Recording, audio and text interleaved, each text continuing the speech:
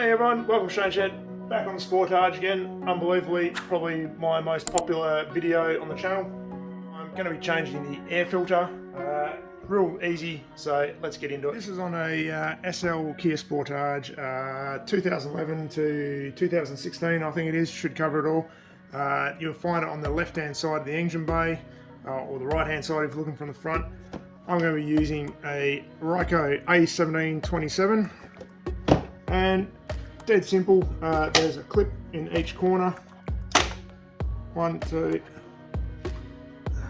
3, 4, and we just lift the lid up, reach in and pull it out, and that's the old filter out.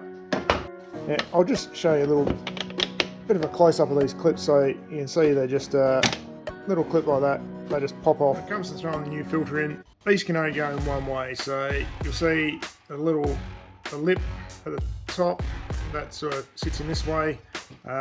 Shape of the housing, that matches that shape. Can't go in that way, doesn't go in that way, or any other way. It's that way, you can't stuff it up. So just lift that lid, throw it back in, make sure that the top half is seated down properly, and it's a matter of just pushing those clips back into place. If you can get that particular one, this is not working. There we go.